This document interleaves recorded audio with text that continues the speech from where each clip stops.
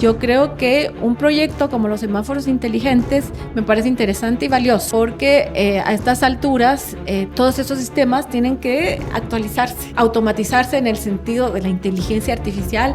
El proyecto interesante también porque está conectado a la comunidad Weiser. Entonces se maneja sus tiempos a partir de la alimentación de datos de la ciudadanía, que eso es interesante, y la tecnología, ¿verdad? Entonces, esperemos que efectivamente sean mucho más eficientes que el criterio de un policía desmotivado que no está capacitado, que se para a llevarle la contra a los semáforos actuales, toda la bulla, y están haciendo las zanjas y no tienen el financiamiento. Entonces tú dices, esto no es planificación. La infraestructura pública se dejó morir en un abandono imperdonable, ¿verdad? Hay una empresa municipal del agua que nunca gestionó la actualización de todos los drenajes de esta ciudad. Vemos los hundimientos porque no ha habido ni siquiera mantenimiento, mucho menos actualización en las necesidades reales de la ciudad. ¿Qué onda, mucho gusto en saludarles. Les damos la más cordial bienvenida a otro episodio de Contexto Please, su podcast de confianza. El podcast en donde se pueden informar de lo más sonado que pasa en Guate y uno que otro tema más. Mi nombre es Romeo Méndez. Y yo soy José Hiela. Hola, hola, bienvenidos y bienvenidas. Gracias por acompañarnos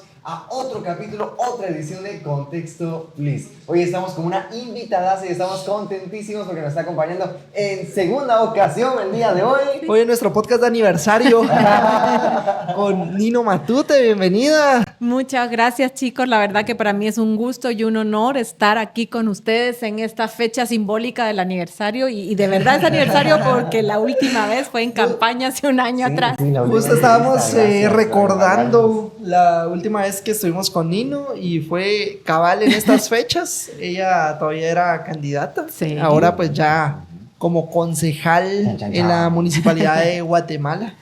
¿Cómo se siente ese cambio? ¿Qué tal un año después? ¡Wow! Sí, la verdad que es bonito momento para hacer recuentos, ¿verdad? Porque digamos que ahora ya pasó la fecha justa del aniversario, el 25 de junio, pero antes de eso teníamos mucha esperanza, mucha energía de la buena, ¿verdad? Esa que se contagiaba en las calles con la gente, pero no teníamos ninguna certeza de lograr lo que se logró, particularmente en mi caso, ¿verdad? No esperaba yo sacar un tercer lugar enfrentando a los archiconocidos con todos los recursos del mundo, del propio alcalde Quiñones y Canela en su quinta campaña política, 4 como alcalde y 1 como presidenciable. Así que mucho que celebrar porque de verdad creo que ese triunfo, esa llegada a ese tercer lugar con casi 78,000 votos de vecinos de esta ciudad que creyeron en nuestra propuesta, pues me llena de esperanza porque además que pocos meses después, hace un año atrás, se confirmó con el triunfo en segunda vuelta de Semilla y del equipo de Bernardo Arévalo, que hoy ya desgastaditos con apenas 5 meses y un poquito más de gestión. Eso, ¿verdad? O sea, es increíble. El mediático va volando, Sí, ¿verdad? es tremendo y sin embargo creo que por eso agradezco mucho cuando tengo un micrófono enfrente y poder volver a recontagiar a la gente y a esta generación que es la de ustedes, que es la que significó ese cambio. O sea, se marcó un cambio de paradigma y de la historia en nuestro país que no debemos olvidar porque de verdad es muy valioso empezar a ver otro tipo de perfil de funcionarios públicos, otro tipo de discurso, otro tipo de capacidades, que a la vez es el gran reto porque el sistema estaba diseñado para funcionar de otra manera. Y entonces enfrentarlo, lo que siempre decimos, ¿verdad? Como no es lo mismo verla venir o Ya estar ahí. con guitarra, como es ese dicho, Sí. es totalmente diferente, aunque uno pudiera haberse imaginado los grandes retos porque conocemos el país, pero definitivamente el esfuerzo que hay que hacer para romper el esquema y el sistema en el que veníamos construyendo este país es enorme, es inmenso, pero la esencia sigue ahí. Claro, y vemos un tema bien complicado y retador, me imagino, Totalmente. porque pues las reformas a las municipalidades que se dieron hacen que pues el consejo municipal, que pues ya lo vamos a explicar en un momentito para quienes escuchan por primera vez Sí. este sistema, ¿verdad? ahora siempre entra en la mayoría de las veces con el alcalde con los votos ya ganados, pues para pasar las decisiones bien fácil. Y tú ahorita, pues tu papel es de oposición dentro del consejo de la municipalidad, ¿no? Correcto. Sí, eso es bien, hay que reformarlo, yo creo, porque es una aplanadora donde el alcalde que gana, ¿verdad?, tiene el poder completo, total. Porque votan sus concejales, que obviamente meten la mayoría, y votan los síndicos, y si llegara a haber empate, el alcalde tiene doble voto. Entonces, para quienes estamos haciendo una labor de oposición adentro, es bien desgastante, porque tú sabes que aunque propongas, aunque digas, no van a ganar tus propuestas. Pero, sin embargo, sí se gana de otra forma y que es muy valiosa. O sea, yo estoy ahí representando a esa esperanza, a esa gente que creyó en la propuesta alternativa de semilla, de cambio, y evidenciar, ¿no?, la manera opaca en que viene trabajando particularmente la Municipalidad de la Ciudad de Guatemala. Creo que es una misión que vale la pena hacerla, por un lado. Luego, indicarles también al equipo municipal que si hacemos las cuentas de una misma administración, está prácticamente hace 40 años, un mismo equipo, un mismo partido, aunque ha cambiado de nombre, el PAN, qué sé yo, los unionistas, incluso el alcalde Quiñones, que ha estado mucho tiempo en la municipalidad. Uno esperaría que la ciudad estuviera muy bien, ¿no? Porque esa continuidad prácticamente no se da nunca en un estamento del Estado. Y podría haber sido una oportunidad maravillosa para hoy efectivamente tener una ciudad soñada, diferente, que funciona, que escucha a la gente, que responde a las necesidades de las personas, y no ha sido así. Muy por el contrario, lo que antes funcionaba mejor, hoy ya no funciona o funciona peor. Y eso es muy doloroso, ¿no? Pero eso también da sentido a que estemos ahí evidenciando, transparentando y proponiendo. Y no, quisiéramos preguntarte ahorita que estabas mencionando, por ejemplo, estos retos, ¿verdad?, que ha tenido este año de 2024, donde ya tomaron pues este espacio. ¿En qué acciones se ha traducido, digamos, estas propuestas, estos elementos que nos compartes? Sí, es oportuno explicar, ¿verdad?, que dado, como ya explicábamos, cómo está constituido el Consejo Municipal, es muy difícil tener el poder de cambiar las cosas o de proponer exactamente una forma diferente de asumir los retos municipales, que siempre es claro, son retos enormes. No es fácil administrar una ciudad, ni particularmente esta, pero efectivamente ha existido un estilo de administración que es más bien una especie de feudo, donde las autoridades que son funcionarios públicos creen ser los dueños, ¿no? Los dueños del Palacio Municipal, los dueños de la ciudad, totalmente aislados de las necesidades de la gente, de la gente en sí, ¿verdad? Entonces, logros... Obviamente, dentro de mi plan de trabajo era muy importante empezar a transparentar cómo funciona la municipalidad, explicarle a la gente que existe un consejo municipal, que es un pequeño congreso con muchas más limitaciones que el congreso, porque, por ejemplo, los concejales no son funcionarios que ganan sueldo, no tienen la capacidad financiera ni la asignación financiera para poder contratar un equipo de asesores. Estamos muy solitos y se asume como un cargo de apoyo comunitario. Es como un cargo de honorem, ¿no? Es ad honorem.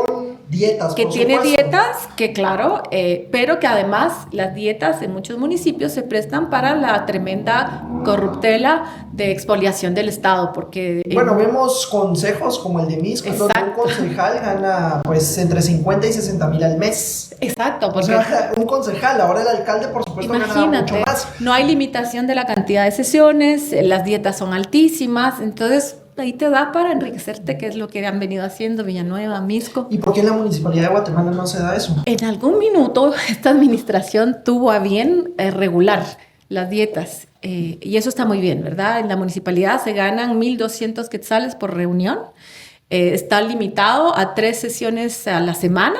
Si hay una extraordinaria, es una extraordinaria, pero en estos 5 meses solo ha habido una extraordinaria. Y eso entonces de alguna manera te regula, sobre todo te limita a los concejales de oposición, porque los concejales oficialistas del unionismo tienen otras dietas que nosotros no tenemos acceso. Okay. Forman parte de las juntas directivas. Debo decir que sí, yo estoy suplente en la junta municipal de la empresa municipal de transporte, pero ellos no tienen límite y están en todas las juntas directivas. Y en cada junta directiva tienen dietas. Entonces ahí van aumentando, por supuesto, van compensando de que sos oficialista, no ganas tanto en el consejo. Más de 3 reuniones, pero tienes otras comisiones. Pero las juntas ganas, compensas lo que ganas. Y todavía no sé cómo, porque como te decía, no contempla el Código Municipal la posibilidad de contratar equipo. Sin embargo, los concejales oficiales tienen equipo, ¿no? Entonces tienen asesores, no sé de dónde salen sus honorarios, ¿verdad? Porque ellos sí están contratados, no como asesores, porque legalmente no se puede, aunque algunos sí se dicen asesor de la concejal segunda, asesor no sé qué. Y ese es un gran otro desbalance más, porque efectivamente yo tuve que pelear, y ese es otro logro, por tener un espacio. Yo no tenía ni una mesa ni una silla para sentarme a revisar la agenda y mucho menos para atender a los vecinos. Entonces fue otra de las peleas o de los objetivos a conquistar, poder tener un espacio para trabajar en la municipalidad y para recibir a los vecinos en la municipalidad, que es donde te llegan a buscar, ¿no? Entonces logramos que desocuparan una bodega que tenían ahí abandonada en el 2º nivel, y sí, tenemos una salita muy pequeña donde hay una mesa y 6 sillas, donde efectivamente yo la uso, yo soy la que más la usa, y se llama, me da mucha risa, porque se llama Salón de Concejales. En primer lugar es salita, y en segundo lugar no es de concejales, porque deberíamos agregar al cartelito Salón de Concejales de Oposición. Sí, pues, porque los oficialistas tienen salas de sesiones, equipo técnico, equipo humano, asesores, como te digo. Entonces, prácticamente esa salita la usamos nosotros, los concejales de oposición. Nino, estamos hablando que un concejal normalmente, si no está en una junta donde gana otras dietas, está ganando 14,000 quetzales al mes aproximadamente. Sí. ¿Cuánto ganan los de oposición? Pues llegan a 30, 40, yo no sabría calcularlo, porque no me he dado abasto para fiscalizar en cuántas juntas directivas están cada uno. Adicionalmente, cada vez se suben al consejo, crean otras instancias dentro de la municipalidad. Entonces hay un reglamento donde efectivamente hay otra junta directiva, donde hay dietas de 800, tal vez no de 1,200, pero quienes la integran nunca nos lo dejan claro. ¿Y cómo hacen para integrar esas juntas directivas? Tampoco se indica, ¿ves? Entonces, por eso yo digo, siempre explico que las agendas, en primer lugar, cumplen, porque en cumplir los legalismos son expertos. Entonces, el Código Municipal dice que las agendas te la tienen que pasar con 24 horas de anticipación, ¿no? Y si te la mandan efectivamente, más o menos entre las 2 y 3 de la tarde, te están mandando del día anterior la agenda del día siguiente, los días que las sesiones son a las 5. Hoy, o los viernes, las sesiones son a las 4. Entonces, se cuidan mucho de mandártela justito, ¿no? Así, 24 horas. Y vienen con paquetes que ellos mismos han trabajado. Por eso yo digo que además las dietas de los unionistas no significan mucho esfuerzo, porque ellos ni siquiera leen, yo estoy segura que no leen las agendas, que son de 100, 120 páginas, 24 horas antes, y los concejales trabajan cada agenda, sí. O sea, si tienen 3 sesiones a la semana, estamos hablando de 3 agendas de 100 páginas cada una que les mandan. Así es. Con la intención de que no tengas tiempo de decirte, usted quiere información, ahí está, y ahí está todo, pero además está escrita en un lenguaje jurídico que está para que nadie lo entienda, ni los abogados, porque efectivamente tú lo lees y tiene todo el lenguaje legal, digamos, pero nunca logras definir qué es lo que te están pidiendo que apruebes, ¿no? Y entonces ahí se van colando un montón de temas que después pueden ser hallazgos de la Contraloría o en las juntas de licitación.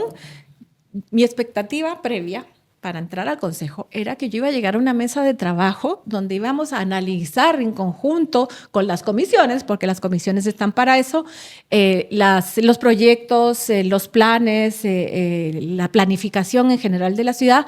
Eso no sucede así. Entonces te suben ya previamente las propuestas con esta redacción ininteligible, con muy poco tiempo para entender y nunca sabemos cómo se designaron a los miembros que integran las juntas de licitación, ¿verdad? Empagua es la empresa que más constantemente está mandando o eligiendo juntas de licitación y no sabemos. Entonces, bueno, nos agregaron los currículums de los que integran. Cumplen con la ley porque tiene que haber un jurídico, un técnico y un...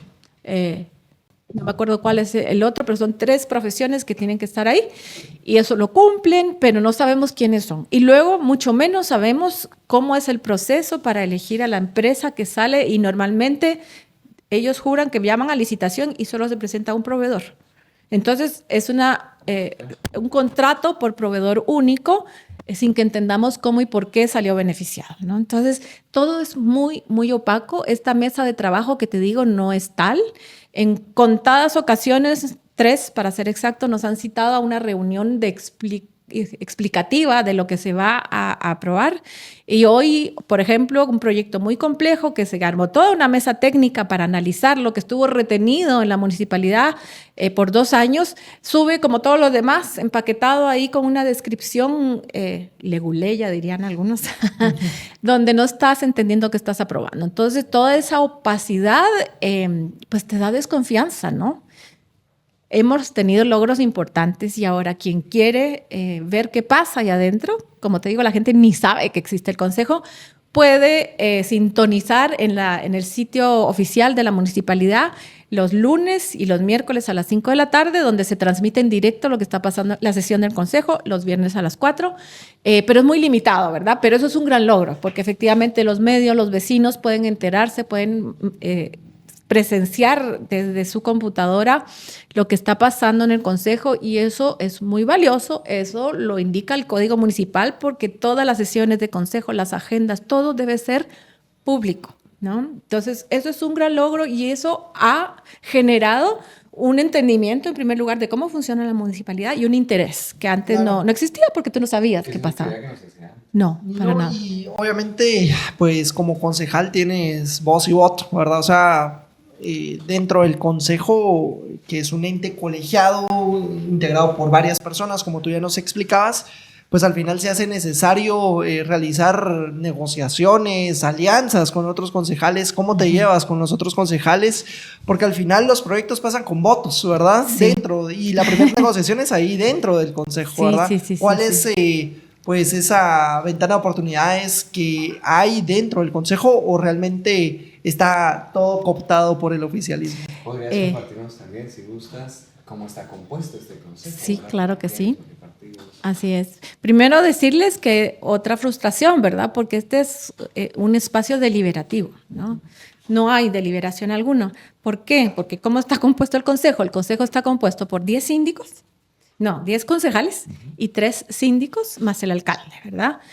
Por cómo se conforma el consejo, la mayoría de concejales son oficiales del candidato que gana, ¿verdad? En este caso, el alcalde Quiñones. Él tiene 4 concejales. 4 de 10. Y sus 3 síndicos. Y él con voto doble. Y después hay 3 concejales de Creo. Estamos Oscar y yo, que somos de la planilla compartida. Semilla Winac, en este caso, y está Javier Coro, que es el hijo de Antonio Coro de la UNE, que entró, ¿verdad? Es el concejal 10º. Entonces, es muy poco lo que se puede, o sea, ningún concejal unionista va a atreverse a votar en contra de lo que están planteando ellos mismos, ¿verdad? Entonces, por supuesto, ahí no hay chance de hacer alianza, consenso alguno. Contando con los 4 concejales, más 3 síndicos, más el alcalde, ya vemos de que son 8 votos. Así es. El consejo ya no se puede. Algunos temas, como el presupuesto municipal, sí requiere mayoría de las 3 cuartas partes. Y ahí podríamos tener algún chance, ¿verdad? Pero normalmente no. ¿Qué hemos hecho? Digamos, ha sido muy interesante el acercamiento entre Oscar y yo y los concejales de Creo, donde pactamos una oposición constructiva, ¿verdad? Entonces, efectivamente, en la gran mayoría de temas en los que nos hemos opuesto, hemos votado en conjunto, aún así no somos mayoría, ¿verdad? Para colmo, y ese es otro tema, uno de los concejales de Creo pidió permiso por 6 meses, entonces se ausenta, y entonces lo suple un concejal suplente. ¿Y de qué partido es el concejal suplente que sube? Es del Partido Unionista, porque así lo indica el Código Municipal, mientras que en el Congreso no es así. Te suple tu suplente, ¿no? Porque además eres un puesto de elección popular. Entonces, ahí no hay una coherencia en que el que suple... Para punto de tesis, para Sí, quien esté buscando. Sí, el que te suple es el de tu contrario. Y eso no está bien. Entonces, además, perdimos un voto por si les faltara mayoría. Es decir, si Así hubiera es. una propuesta, pues sería muy complicado porque en realidad ya está toda la mayor parte en el partido oficial. Así es, una y otra vez es así. Bueno, y vemos un montón de problemas en la ciudad, la verdad, y yo creo de que los vecinos de acá de la ciudad de Guatemala realmente está complicada la situación, ¿verdad? Porque a pesar de que es uno de los municipios, por supuesto, con mayor inversión pública y con, pues, al final de cuentas, mayor infraestructura, es la ciudad del país. Vemos muchos retos, como por ejemplo, creo yo de que uno que todos vivimos es el tránsito y la falta de transporte público, el tema del agua que a muchas personas no les llega. ¿Cuál tema crees de que es el que más problemas causa a los vecinos? Bueno, hay un tema que es evidente, que es por sobrevivencia. O sea, la gente sin agua no puede vivir. Y ese es el problema más sentido, son las solicitudes que me llegan a mí una y otra vez, ¿verdad? Llevamos meses sin agua, y no solo en las áreas donde uno podría imaginarse, sino que en muchas partes de la ciudad. Y bueno, el asunto es que lo que no es aceptable es que la última gran administración con visión de futuro, de largo plazo, fue en los años 70 con Manuel Colo Margueta, ¿no? Toda la infraestructura que ves colapsando hoy es la infraestructura que visionariamente hace más de 50 años Manuel Colo Margueta planificó para el desarrollo de esta ciudad, y que obviamente, como ha crecido, además ha crecido de forma desordenada, sin realmente una planificación sostenible. Entonces, eso es lo que yo no perdono, por lo que hablábamos antes, ¿verdad? Ha habido una continuidad en esta administración que tendría que haber invertido en todo aquello que no da votos porque no es visible, pero que es imprescindible para que una ciudad del tamaño de esta ciudad pueda seguir creciendo. El tema del agua, obviamente, no nos damos abasto, porque además, lo que se hace siempre, la infraestructura pública se dejó morir en un abandono imperdonable, ¿verdad? Hay una empresa municipal del agua que nunca gestionó la actualización de todos los drenajes de esta ciudad, donde antes tal vez no vivíamos esta crisis climática y no importaba mucho que se mezclaran las aguas negras con las aguas grises. Hoy tenemos que aprovechar esa agua que ahora cae en abundancia, en pocas horas, llueve lo que llovía en un mes. Y todo eso se mezcla, se pierde, vemos los hundimientos porque no ha habido ni siquiera mantenimiento, mucho menos actualización en las necesidades reales de la ciudad. Eso es imperdonable. Entonces, ¿qué sucedió? Se abandonó todas las infraestructuras. Hoy esas licitaciones que yo te hablaba de Empagua son para levantar pozos que están infuncionales, asolvados, maquinaria que no funciona, plantas de tratamiento que están funcionando a la mitad de su capacidad porque nunca nadie compró o actualizó los sistemas. Y entonces, ¿qué sucedió?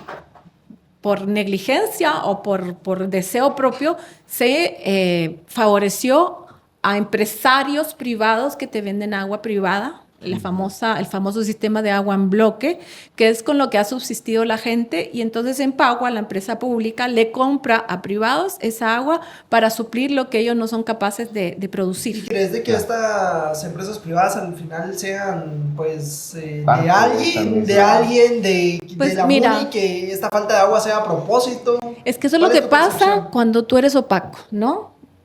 Hay desconfianza, tú no sabes. Yo no lo sé, porque no hay acceso. Hay muchas denuncias que efectivamente tanto en el tema del agua como en las licitaciones siempre se favorece a empresas que están relacionadas con el equipo municipal. Puede ser porque yo no tengo acceso, no es transparente, entonces, ¿qué es lo que te entra? Desconfianza y duda. No lo sé, ¿no? Pero por otro lado también hay un dejar hacer, que es parte del abandono, ¿no? Porque nadie pone... Hay reglamentos, hay leyes que se tienen que poner para poder administrar adecuadamente el funcionamiento de una ciudad.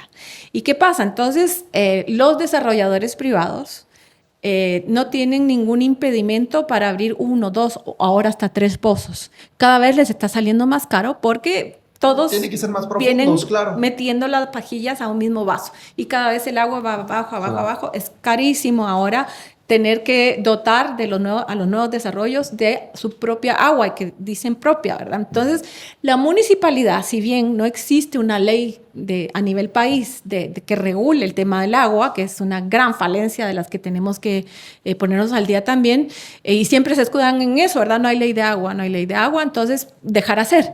Sin embargo, tú tienes, o sea, eres una entidad que tiene que planificar y que tiene que regular, entonces podrías incentivar, por ejemplo, el aprovechamiento mancomunado, que incluso para los desarrolladores sería un ahorro, y que no todos tengan que abrir sus pozos, sino que se arme una pequeña empresa privada de agua que suministre, pero que no tengan que ser en cada edificio nuevo que tú ves ahora, hay 1 o 2 pozos. Y eso es insostenible. O sea, los pozos ya no, las napas freáticas ya no tienen agua y las que tienen salen con agua contaminada con metales pesados, ¿verdad? Entonces, dejar hacer es también negligencia y es también delito, ¿verdad? Porque es un abandono imperdonable. ¿Y qué podemos hacer? ¿Qué podemos hacer? Votar mejor. Sin embargo, bueno, no, hacer incidencia, ¿no? Y es lo que yo veo, digamos, que estemos nosotros, cuando hablo de nosotros es Oscar y yo, confrontando en cada sesión de consejo, no solo a los concejales y al alcalde, sino al sistema que ellos han fundado e incentivado durante todos estos años. Es importante, ¿no?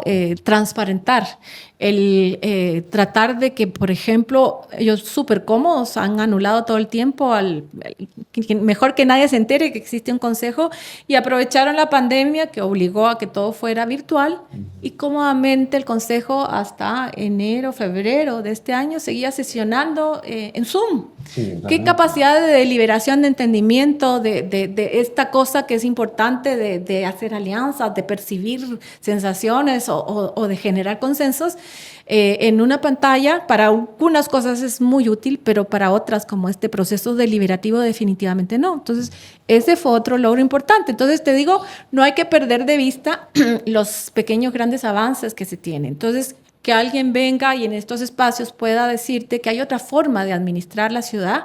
En este caso es mi tema, ¿verdad? Yo he trabajado por y para la ciudad, he estudiado ese asunto y claramente puedo evidenciar con conocimiento técnico de que lo que se está haciendo no es lo que se debe hacer.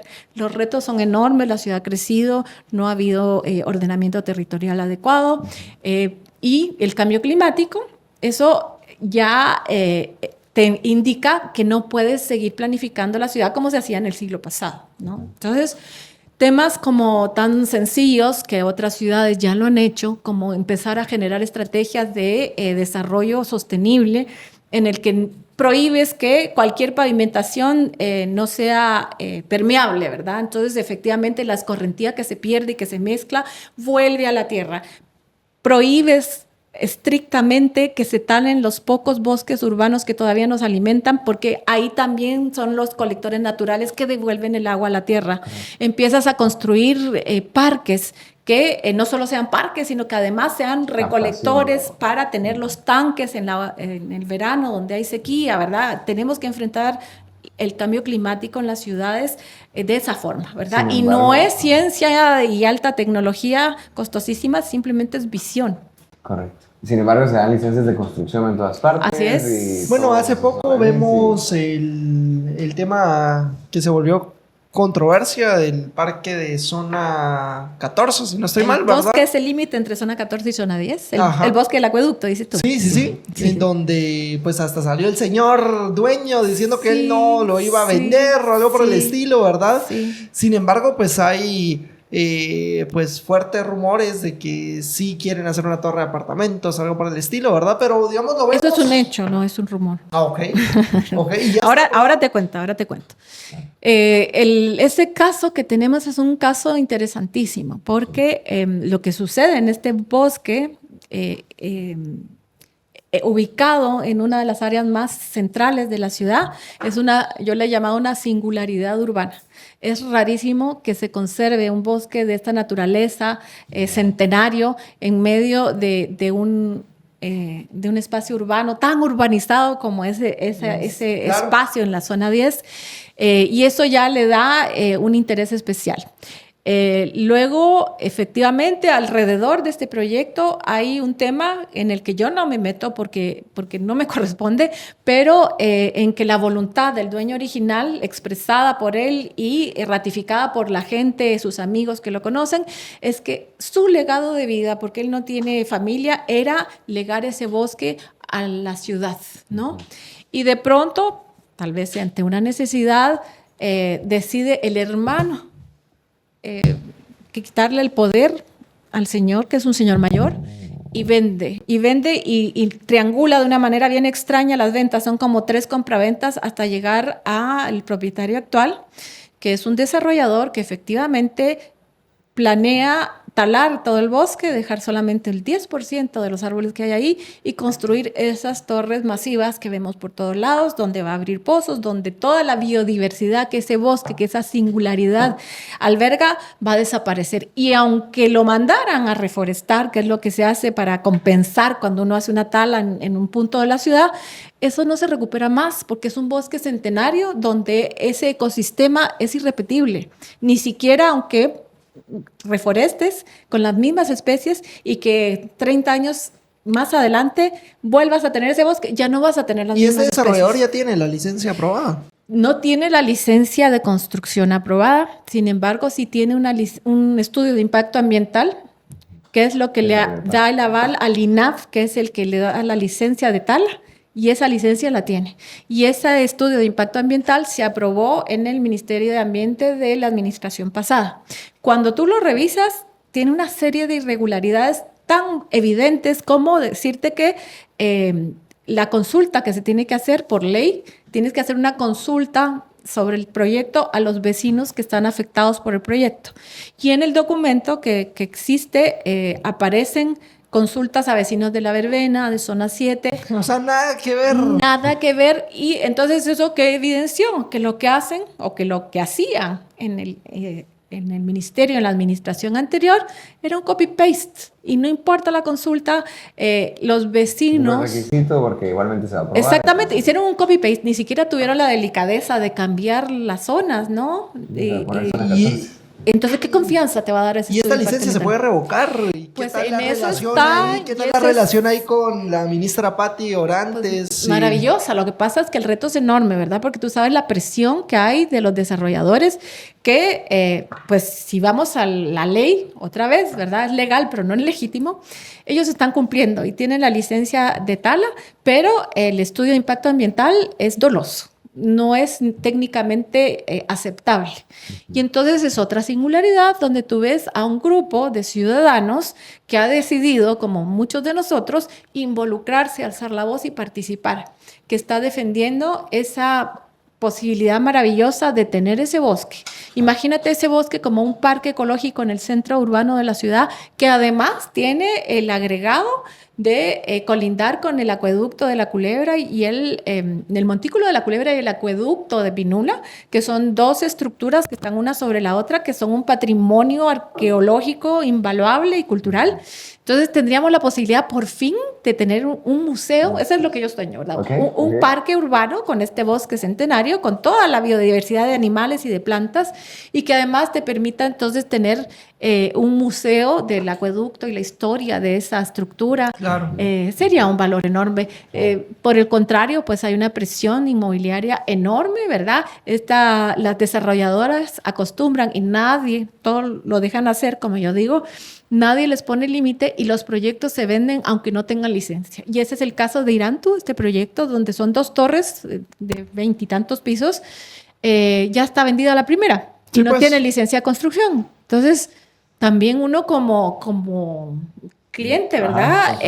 Como comprador, te ves afectado porque eso no debiera suceder. O sea, nadie debería poder vender si no tiene todos los permisos autorizados. Entonces, es un caso interesante. Un caso interesante. Sí. Y ahí vemos la importancia de la relación interinstitucional, ¿verdad? Porque yo creo, y más que pues tú entraste como concejal a la municipalidad con el partido, pues al final que ganó el gobierno central, que todas estas pues buenas relaciones y comunicaciones entre gobierno central y gobierno local pudieran ser de mucho beneficio al final para la ciudadanía, ¿verdad? ¿Qué tal la relación con el gobierno central y ese enlace que tú pudieras hacer con la municipalidad? Sí, mira, es importante entender, ¿verdad?, que las municipalidades tienen una limitación en su capacidad de endeudamiento. Entonces, se pueden endeudar por el plazo de 4 años y eso limita muchísimo la cantidad de inversión que se puede hacer para infraestructuras que sobrepasan en mucho esa capacidad de endeudamiento. Entonces, es necesario tener un diálogo permanente y una colaboración permanente entre el gobierno central y el gobierno local. El presidente Arévalo y el alcalde Quiñones han llegado a acuerdos valiosos que ojalá lleguen a buen término, efectivamente, porque eso permitiría, por ejemplo, impulsar infraestructuras tan importantes como una nueva planta de un acueducto nuevo para el área norte, que es la que más sufre de falta de agua, por ejemplo, o la posibilidad de implementar un transporte público sostenible que en el caso de este gobierno ha querido optar por un metro subterráneo o aéreo o qué sé yo. Entonces, esos proyectos enormes que serían de buen beneficio para la población tienen que hacerse en alianza y espero que así suceda. Sí, vemos pues con mucha ilusión el tema del metro, ¿verdad? Sobre todo. Sí. Muchas personas no lo creen posible. ¿Tú lo crees posible? Y con toda esta problemática de ciudad. Lo que sucede, te voy a hacer transparente como yo suelo ser. Yo creo que la urgencia de mejorar el transporte público en esta ciudad, primero necesita una visión mucho más arriba. Claro. Es un reto intermunicipal, una visión metropolitana. El tema del agua, de los desechos y del transporte público tiene que planificarse con esa visión metropolitana y eso todavía es un mecanismo que está pendiente, ¿verdad? E incluso está en la Constitución y eso sigue pendiente, pero depende de la voluntad de los líderes que administran los municipios. Entonces, el tema del transporte público podría mejorarse notoriamente con una inversión mucho más rápida y de mucho menor costo, efectivamente aplicando el sistema BRT, que es un transmetro. ¿Cómo? Por eso digo yo que es imperdonable que aquí algunas cosas empezaron muy bien y ahora funcionan mal. Es el caso del transporte público. Y si tú entonces efectivamente lo aplicas, primero interconectado con multimodal se llama, porque te debería permitir poder tener la opción de ir en bicicleta y dejarla en algún punto donde tú puedas tomar el Transmetro y después en ese troncal puedas tomar un bus de cercanías que se llaman, que te lleva efectivamente a tu colonia arriba en la Loma de Misco, ponte tú, ¿verdad? Entonces eso lo podría implementar la municipalidad, sin embargo tiene un costo político muy grande y por eso solo existe el eje original de la Aguilar Batres, un pedacito en la Avenida Bolívar, que son carriles exclusivos, donde entonces hace sentido tener un BRT, porque efectivamente el propietario privado de su carrito privado, donde va ocupando un tremendo espacio urbano, está atorado en el tráfico y ves pasar los buses, ¿verdad? Libres. Claro. Ahorita no es así. Ahorita tanto el bus del Transmetro como tu carro enorme están atorados en el tráfico tradicional. Entonces, yo hubiera optado por esa opción. Sin embargo, y esa es la ilusión que me da, en algún minuto también este país y esta ciudad tiene que pensar a largo plazo. Y si no empezamos hoy el metro, ¿cuándo? ¿No? Entonces, con esa visión y con esa convicción, yo he apoyado al presidente Arévalo en que se pueda implementar este metro. Sin embargo, sabemos que es un proyecto carísimo y que tiene una implementación técnica muy grande. Entonces, evaluar, y este es el momento de hacerlo, ¿verdad? ¿Cuál es la modalidad subterránea, que es tremendamente retador porque son trabajos muy costosos y que particularmente en Guatemala además tienen complicaciones de infraestructura que vas a tener que tocar, que hubiera sido una buena oportunidad de actualizarlas? También está el tema arqueológico, ¿no es cierto? Entonces, también pensar en que este metro puede ser no subterráneo, sino un metro aéreo, que es un poco más invasivo, pero que podría ser igual de eficiente. Llevar adelante el otro proyecto del tren urbano, que es en sus inicios se llamaba Metroriel, ahora es la línea blanca del metro y la línea azul. Entonces, por lo menos trabajar esos dos ejes. Este tren es más factible porque está en la servidumbre de paso del ferrocarril que existía y que atraviesa la ciudad de sur a norte o de norte a sur. Que debería poder avanzar. Tiene sus complicaciones porque hay un montón de temas legales que le están frenando el proceso. Las empresas y demás. Exactamente, Detrás, así es, y unos recursos que no sé, pero bueno, todas esas son oportunidades y cuando hay voluntad y visión, que es el caso de este gobierno y su equipo de ministros, creo que es el momento propicio para hacerlo. Dino, dos preguntas con lo que nos dijiste. ¿Por qué los Transmetros están igual de atorados y tienen como su vía exclusiva? Por ejemplo, no se están utilizando los suficientes Transmetros, no está funcionando. Y segunda, el metro aéreo, que ha sido una propuesta que ha estado pues en el ambiente. En todas las campañas. ¿Se va a ejecutar? ¿Se puede ejecutar? Solo aclaremos dos cosas porque esto se presta a confusión, ¿verdad? La municipalidad lo que ha venido impulsando en la Roosevelt es el aerometro. Correcto. Y esto es un teleférico, al cual yo me opongo muchísimo porque es ineficiente y porque limitaría la posibilidad de poner en la Roosevelt un sistema mucho más lógico y sostenible en cuanto a la demanda que debe responder, ¿verdad? Entonces, ese es el aerometro, que son góndolas y que turísticamente puede ser interesante, ¿verdad? Pero que no va a cumplir con la función que se necesita de ser un transporte eficiente y masivo, ¿verdad? Entonces, eso yo lo descarto. La propuesta actual es un ¿sí va en camino metro. ¿O no? Dándote la primicia, en los primeros meses el alcalde hizo todo un movimiento enfocado a aprobar ese proyecto que lo vienen arrastrando desde el 2002. Desde hace 2 campañas. O más, ¿verdad? Sí. Sí. Hace mucho tiempo era un proyecto del alcalde Arzú que se quedó entrampado en el Congreso porque generaba muchas dudas, ¿no? Entonces, ¿qué hizo el alcalde? Me parece que fue en el mes de marzo o abril.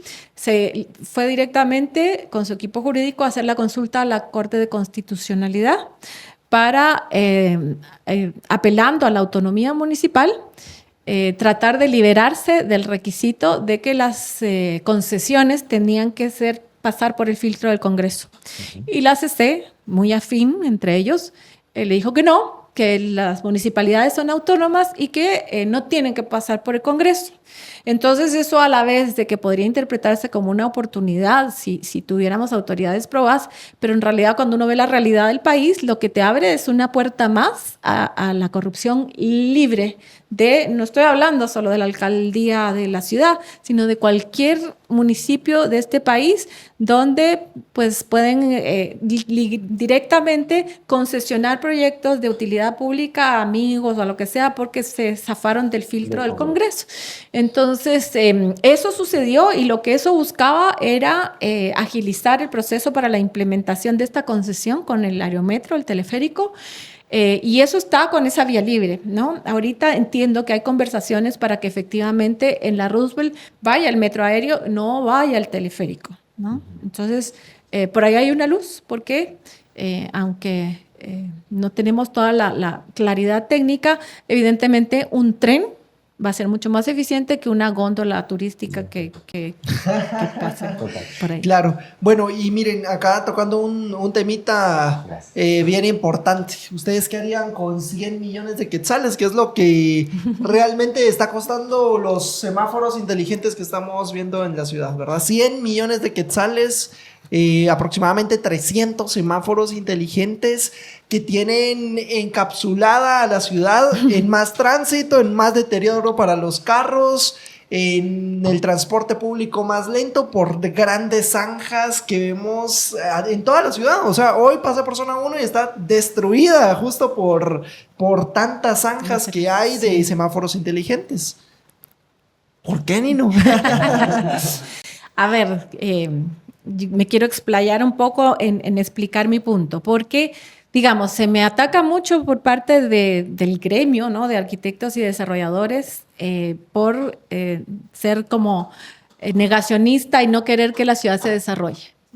Pero mi visión es que la ciudad se tiene que desarrollar, es mejor, además, si es compacta y densa, ¿verdad? Y eso tiene que suceder en algún minuto, no podemos seguir extendiéndonos ilimitadamente. El mercado y la falta de planificación ha llevado que efectivamente en la periferia sale más barata la tierra y entonces se desarrolla y está toda la problemática de movilidad que vivimos en las periferias, pero trabajamos en las áreas centrales. Eso tiene que cambiar. Y respecto a la modernización de la tecnología, yo creo que un proyecto como los semáforos inteligentes me parece interesante y valioso. ¿Por qué? Porque a estas alturas todos esos sistemas tienen que actualizarse y automatizarse en el sentido de la inteligencia artificial. El proyecto es interesante también porque está conectado a la comunidad Weiser. Entonces, se maneja sus tiempos a partir de la alimentación de datos de la ciudadanía, que eso es interesante, y la tecnología, ¿verdad? Entonces, esperemos que efectivamente sean mucho más eficientes que el criterio de un policía desmotivado que no está capacitado, que se para a llevarle la contra a los semáforos actuales, que mientras tanto revisa su celular mientras los motoristas se pasan en rojo y él no hace nada, ¿verdad? Entonces, creo que ese cambio vale la pena hacerlo. Y también los análisis que hacemos siempre en Guatemala es 100 millones para esto, pero hay desnutrición, ¿verdad? Entonces, siempre va a haber una prioridad más urgente y tal vez más importante, y eso nos va poniendo obstáculos para que estas cosas pasen.